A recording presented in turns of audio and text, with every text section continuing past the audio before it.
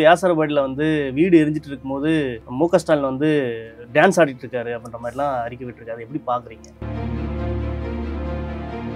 பாதிக்கப்பட்டவர்களுடைய இடத்துக்கு உடனே விஜய் வந்துட்டாரா? அப்ப திமுக காரன் போலையா? அடிச்சாங்க, துன்புறுத்துறாங்கிற இந்த பொய்க்கு ஏதாவது ஆதாரத்தை வெளியிட வேண்டுமா இல்லையா? காவல்துறை கூட போய் சொல்லலாம்ல. திமுக என்னென்ன கொள்கை சொல்லப்பட்டிருக்கிறதா அதை பூரா காப்பி பேஸ்ட் பண்ணி வச்சுக்கிட்டு நானும் ஒரு கட்சி நடத்துறேங்கிறாரு. களப்பணி இருக்கா அப்படின்னா என்னன்னு தெரியுமா? சும்மா ஒரு கும்பல்ல ஒரு தனி விமானத்துல போறாரு. ஏன் மத்தவனோட சேர்ந்து போனா விமானத்துல போனா எதுவும் ஒட்டிக்கிறமா, வியாதி வந்துருமா? ஏதாவது நீங்க எளிமையை எப்படி பொறுத்துறீங்க? அப்ப நீங்க எப்பயும் பாருங்க. அதைத்தான் நானும் கேட்கிறேன். ஆதாரம் இல்லாம ஏன் அறிக்கை விடுறீங்க? எந்த அடிப்படை ஆதாரம் இல்லாத ஒரு செய்தி எதுக்கு நீங்க சொல்றீங்க? தேசிய கல்விக் கொள்கையை ஏற்க மறுக்கக்கூடிய தமிழ்நாட்டுக்கு 2300 கோடி தர வேண்டியதை நான் தரமாட்டேன்னு அவர் வெளிப்படையாக சொன்னார்ல. அப்ப அந்த யாருடைய பணம் அது? விஜய் வந்து பனையூர் பங்களாவிலே பத்திரமாக இருந்து கொண்டு எக்ஸ் தளத்திலே மட்டும் ஆள் வச்சு எழுதி கொண்டு எந்த களத்திற்குமே செல்லாமல், எந்த போராட்டத்திற்கும் செல்லாமல், மக்களை சந்திக்கிற எந்த நிகழ்வுக்குமே போகாம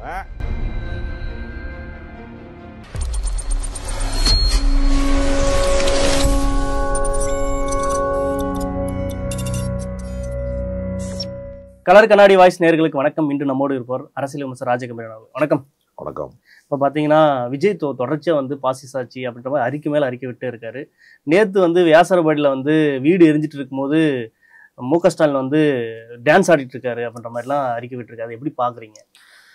சரி, மு.க. ஸ்டாலின் வந்து டான்ஸ் ஆடுறாரு. விஜய் எங்கே போய் ஆடினாரு? வியாசர்பாடியில தீ விபத்து வந்துருச்சுன்னா உடனே பாதிக்கப்பட்டவர்களுடைய இடத்துக்கு உடனே விஜய் வந்துட்டாரா? அதான் கட்சிக்காரர் போயிருக்காங்கல்ல.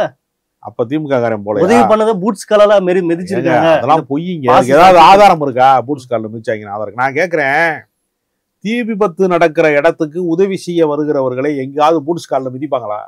ஒரு கட்சி தலைவர் ஆதாரம் இல்லாம அறிக்கை விடுவாரா? அதைத்தான் நானும் கேட்கிறேன். ஆதாரம் இல்லாம ஏன் அறிக்கை விடுறீங்க? எந்த அடிப்படை ஆதாரம் இல்லாத ஒரு செய்தி எதுக்கு நீங்க சொல்றீங்க? காவல்துறை மறுக்கிறது. நான் என்ன கேட்கிறேன், அது நடந்தது உண்மை. அப்படி ஒரு சம்பவம் நடந்தது உண்மை. தீ விபத்து நடந்தது உண்மை. அதுல உதவு போனவர்களை வந்து அடிச்சாங்க, துன்புறுத்துறாங்கிற இந்த பொய்க்கு ஏதாவது ஆதாரத்தை வெளியிட வேண்டுமா இல்லையா? காவல்துறை கூட போய் சொல்லலாம்ல. காவல்துறை எதுக்கு போய் சொல்லணும் அவசியம் இருக்கு? நான் என்ன கேட்கிறேன்னா, ஒரு கும்பல்ல வந்து மிதிச்சுட்டாங்கன்னு சொன்னா கூட பரவாயில்ல.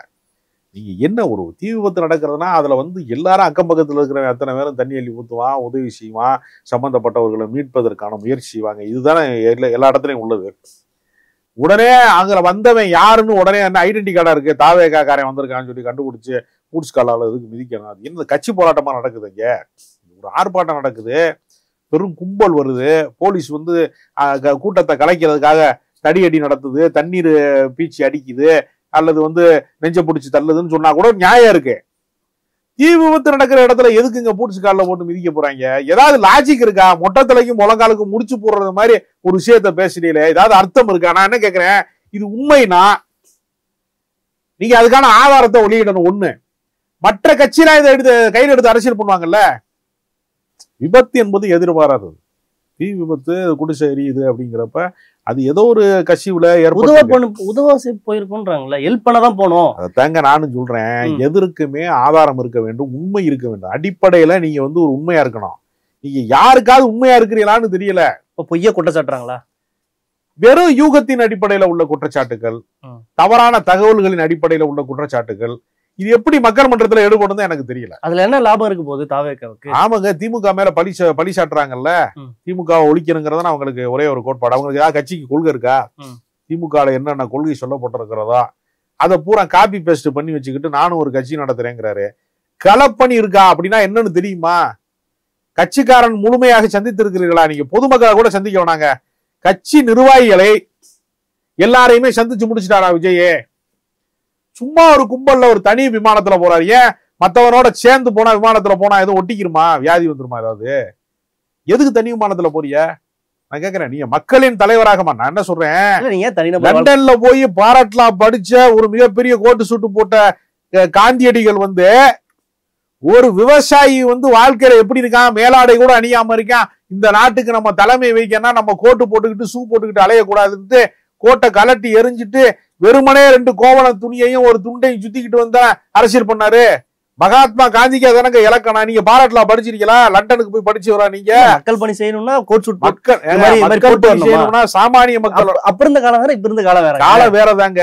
ஆனால் இந்த நாடு காந்தி நாடு தான். நீங்க எளிமையை எப்படி பொறுத்துறீங்க பாருங்க. நீங்க எப்பயும் பாருங்க. இல்லங்க, நான் கேட்கறது என்னன்னா, இந்த நாட்டினுடைய வரலாறு அப்படி இருக்கா இல்லையா?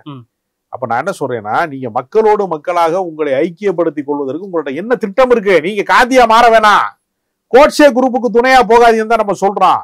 பாஜகவுக்கு நீங்க டப்பிங் வாய்ஸ் கொடுக்காதீங்கன்னு தான் நம்ம சொல்றோம். சொந்த குரல்ல பேசுங்கிறான்.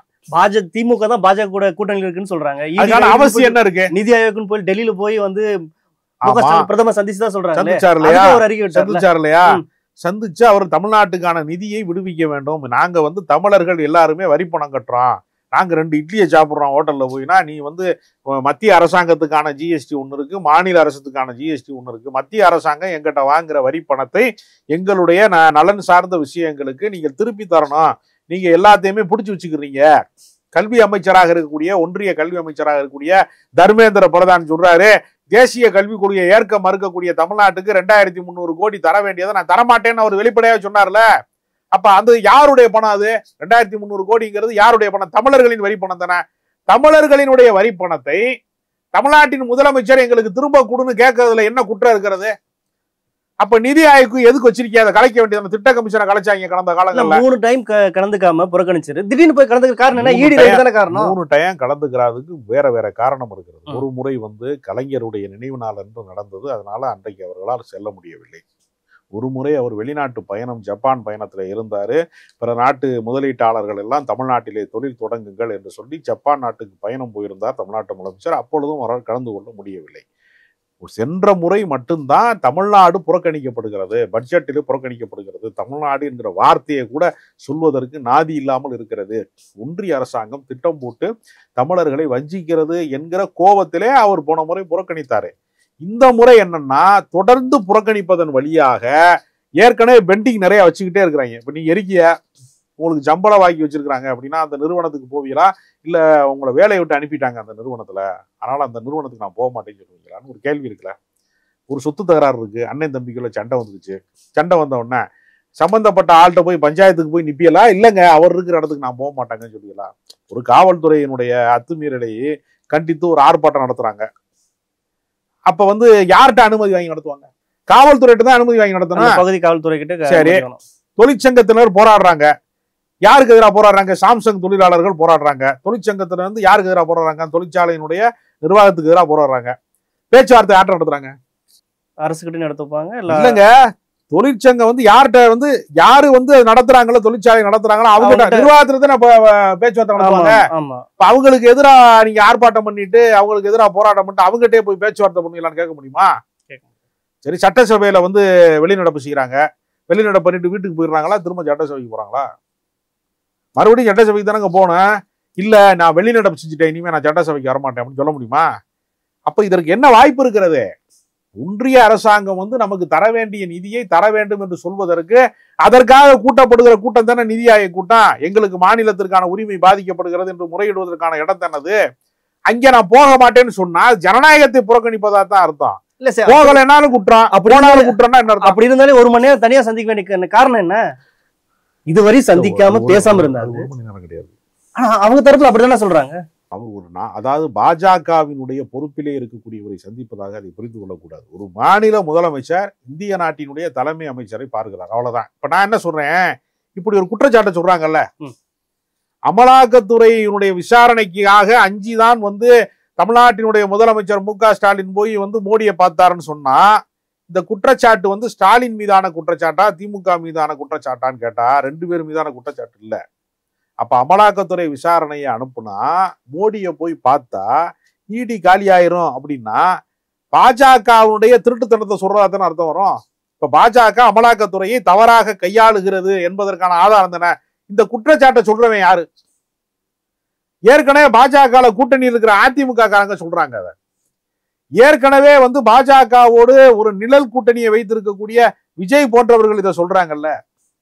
நான் என்ன கேட்கிறேன், பாஜகவோட கூட்டணி வைக்கணும்னு திமுக முடிவு செய்தால் நேர்முக கூட்டணி தாங்க வைப்பாங்க. எதுக்கு மறைமுக கூட்டணினால என்ன ஆதாயம் இருக்கு? பாஜகவினுடைய இந்த மத்திய அரசாங்கத்துக்கு எதிராக உச்ச நீதிமன்றத்தில் வழக்கு போட்டிருக்காங்களா இல்லையா? ஆளுநருக்கு எதிராக வழக்கு போட்டிருக்காங்க. அதே மாதிரி வந்து இந்த தேசிய கல்விக் கொள்கையில வந்து எங்களை வந்து நிதி தர மறுத்ததற்கு வழக்கு போட்டிருக்காங்க. மறைமுக கூட்டணியில இருந்தா எதுக்கு வழக்கு போடுறாங்க? சமரசமாக போக வேண்டும் என்று முடிவெடுத்து விட்டா எதுக்கு அவங்க வழக்கு போடணும்? இது ஒரு பொய்யான குற்றச்சாட்டு. ஒருவேளை பாஜகவினுடைய அரசு நாளைக்கு வந்து நிதிஷ்குமார் தன்னுடைய ஆதரவை நீக்கி கொண்டார் என்று சொன்னால், வந்து சந்திரபாபு நாயுடு தன்னுடைய ஆதரவை நீக்கி கொண்டார் என்று சொன்னார்னா, அன்னைக்கு வந்து எங்களை காப்பாற்றுங்கள் என்று சொல்லக்கூடிய இடத்துல திமுக வந்து நிக்க வேண்டிய இடத்துல பாஜக இருக்கு. பாஜக போய் திமுக நிற்க வேண்டிய அவசியம் கிடையாது. தமிழ்நாடு புள்ளும் கொடியேற்றவே விட மாட்டேன்றீங்க, கடுமையா நெருக்கடி கொடுக்குறீங்க அப்படின்ற மாதிரி சொல்றாங்க. அது இதை எடுத்து பேசினா உங்களை மாதிரி திமுக ஆதரவாளர் பேசுறவங்க, அரசியல் விமர்சகர்கள் திசை திருப்புறீங்க, பாசிச எதிர்ப்பு அப்படின்னு திசை திருப்பு. யாருக்கு கொடியை ஏற்ற முடியல? தாவே காலம் முடியலன்றாங்க. அப்ப பாசிச ஆட்சின்னு சொல்றதுல என்ன தவறு இருக்குன்னு சொல்றாங்க. ஏங்க, அதாவது ஒரு பொதுக்கூட்டம் போடுவதற்கு காவல்துறை அனுமதி மறுக்குது. கோர்ட்ல போய் ஆர்டர் வாங்கிட்டு வந்து நடத்துறாங்களா இல்லையா? சிறிய கட்சிகள், சாதாரண கட்சிகளே கோர்ட்ல போய் சிறப்பு அனுமதி வாங்கிட்டு வந்து நடத்துறாங்களா இல்லையா?